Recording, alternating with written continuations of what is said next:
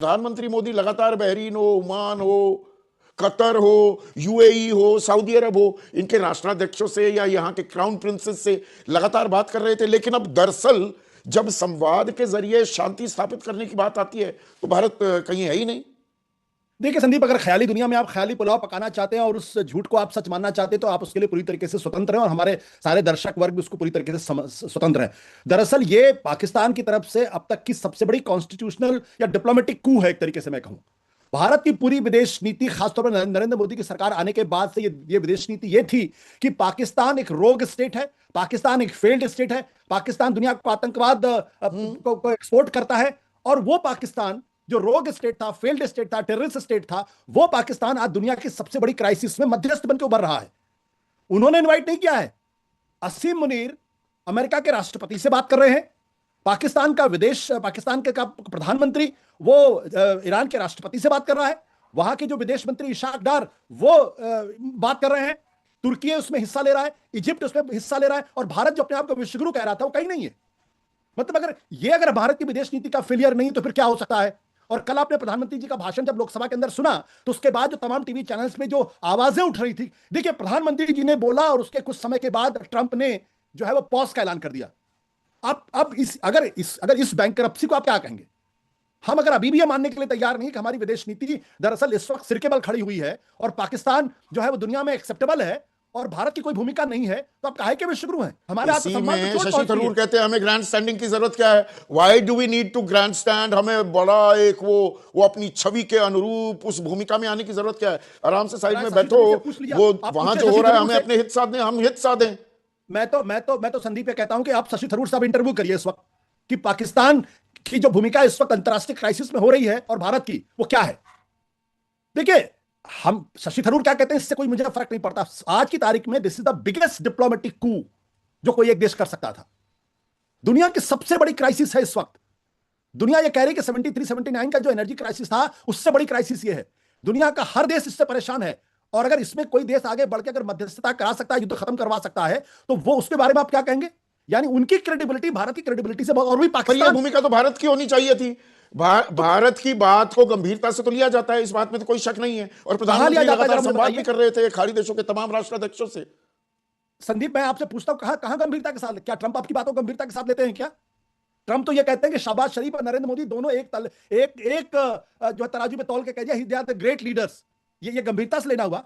आसिम मुनीर के साथ बैंक के लंच डिनर और ब्रेकफास्ट करते गंभीरता के साथ लेना हुआ। जिस पाकिस्तान को हम आतंकवादी देश कहते हैं, अमेरिका उससे दोस्ती कर रहा है, ये गंभीरता से लेना हुआ भारत की विदेश नीति को। वो ना काऊ से दोस्ती ना काऊ से बैर। हमें यहां पर अगर समन्वय बिठाना भी है तो दोनों तरफ निंदा भी करने लायक बातें थी तो वो की जानी चाहिए थी। क्या की भूमिका निभानी चाहिए? आखिर हम विश्वगुरु भी है, तो भारत इसमें क्यों मध्यस्थ की भूमिका में नहीं आया और पाकिस्तान इसमें मध्यस्थ की भूमिका निभा रहा है? इस पर भी कई लोग सवाल उठा रहे थे, लेकिन कल इसका जवाब मिला सर्वदलीय बैठक में, जब विदेश मंत्री ने सूत्रों के हवाले से यह कहा कि भारत कोई दलाल नहीं है। यानी भारत इसलिए मध्यस्थ नहीं बना क्योंकि भारत कोई दलाल नहीं है। इस युद्ध पर और भारत के इस रुख पर बात करते हैं वरिष्ठ पत्रकार डॉक्टर राकेश पाठक जी से। डॉक्टर साहब, बहुत बहुत स्वागत है दाद स्वतंत्र पर। तो डॉक्टर साहब, अब तो जवाब मिल गया आप लोगों को और तमाम लोगों को जो सवाल उठा रहे थे कि भारत क्यों नहीं मध्यस्थ की भूमिका निभाता, जबकि भारत की पोजीशन हमेशा से, सालों से, दशकों से बहुत मजबूत वैश्विक मंचों पर रही है। तो हमारी पोजीशन के कारण नहीं, बल्कि क्योंकि हम दलाल नहीं है, इस कारण ये मध्यस्थता हमने नहीं की है। देखिए विक्रांत जी, हमारे दर्शकों के लिए थोड़ा सा अपडेट कर दें कि ये सवाल आया कहां से। कल सर्वदलीय बैठक थी इसी वैश्विक संकट को लेकर। उसमें तारिक अनवर ने, जो कांग्रेस के नेता हैं, सांसद हैं, उन्होंने सवाल पूछा कि ये मध्यस्थता ईरान, इजराइल, अमेरिका के बीच जो बातचीत है वो इस्लामाबाद में क्यों हो रही है, भारत इस भूमिका में क्यों नहीं है। विदेश मंत्री एस जयशंकर ने कहा कि भारत दलाल देश नहीं है, पाकिस्तान जैसा दलाल देश नहीं है, इसलिए हम ये सब नहीं कर रहे हैं। अब इसकी व्याख्या कर लेते हैं। नंबर एक, एस जयशंकर भारतीय विदेश सेवा में रहे हैं, उनसे ऐसे बयान की अपेक्षा नहीं की जा सकती। नंबर एक, किन्हीं 2 देशों या 3 देशों में चल रहे संघर्ष के समय मध्यस्थता करना दलाली नहीं होती। अगर यह दलाली है तो पहला सवाल तो मेरा यह है कि एस जयशंकर का एक बयान अभी वायरल हो रहा है, किसी चैनल के कॉन्क्लेव में वे गए थे, जिसमें वे दावे के साथ तारीख और समय अवधि सब बता रहे हैं कि मैं उसका साक्षी हूं, भारत ने मध्यस्थता की थी, वॉर रुकवाया था।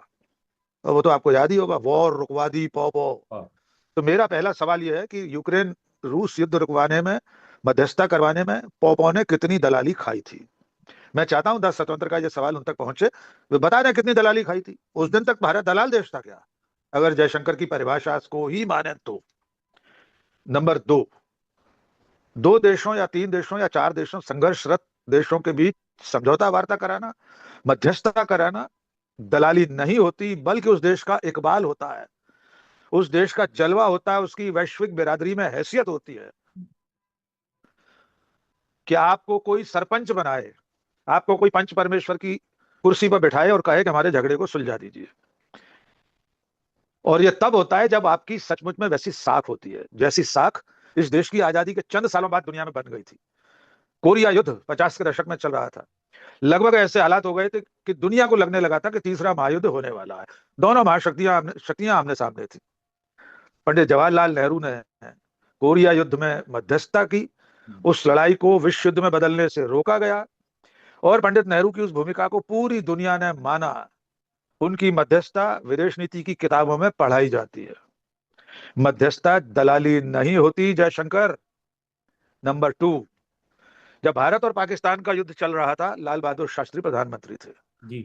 तब युद्ध विराम हुआ और समझौता वार्ता हुई ताशकंद में, उस वक्त के यूएसएसआर में, सोवियत संघ में। तो क्या सोवियत संघ दलाल देश था जिसकी धरती पर जाकर लाल बहादुर शास्त्री जैसे प्रधानमंत्री ने समझौता किया? एक और उदाहरण सुन लीजिए। विश्व बिरादरी में, दुनिया के इतिहास में कैंप डेविड समझौता एक मील का पत्थर माना जाता है। मिस्र इजराइल के बीच दशकों से लड़ाई चल रही थी। अमेरिका के राष्ट्रपति थे जिमी कार्टर। कैंप डेविड एक रिजॉर्ट जैसा है, अमेरिका के राष्ट्रपति का एक तरह से कहना चाहिए ऐशगाह है, विश्राम गृह। जिमी कार्टर 13 दिन तक लगातार, अमेरिका का राष्ट्रपति जिमी कार्टर मिस्र इजराइल के मुखिया को लेकर बातचीत कर रहा है, उनके दलों से बात कर रहा है, और अंत में वो कैंप डेविड समझौता हुआ। मिस्र की तरफ से अनवर सादात ने और इजराइल की तरफ से मेनाचेम बेगिन ने दस्तखत किए थे। तो क्या जिमी कार्टर या यूएसए, अमेरिका जैसा देश दलाल देश था?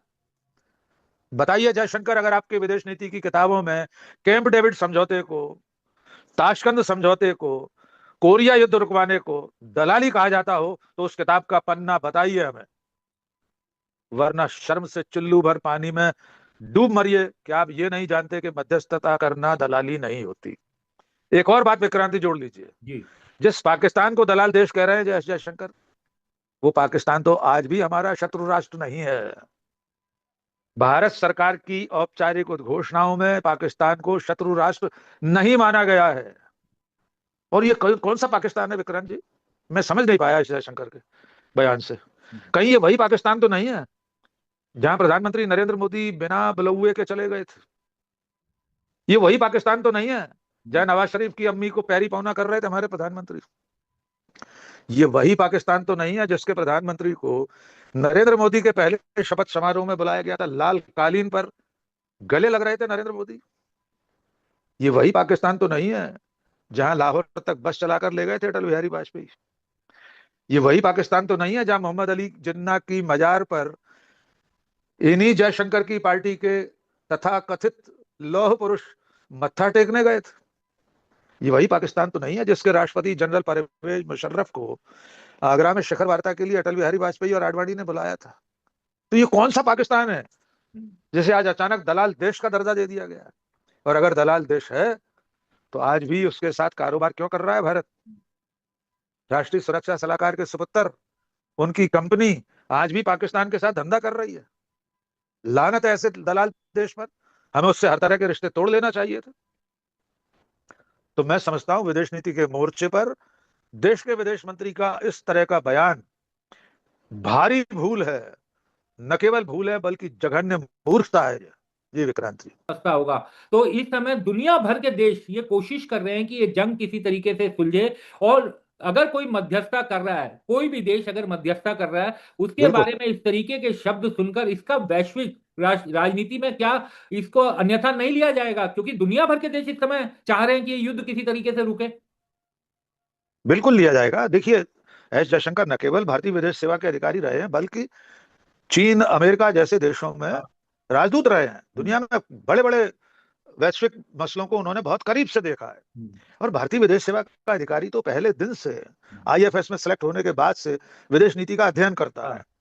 उससे तो पढ़ाया ही जाता है यही सब कि अंतरराष्ट्रीय राजनय क्या है, डिप्लोमेसी किसे कहते हैं, कूटनीति में क्या होता है। कूटनीति में कुछ कहा जाता है, कुछ अनकहा रखा जाता है, जितना कहा जाता है उससे ज्यादा अनकहा छोड़ दिया जाता है।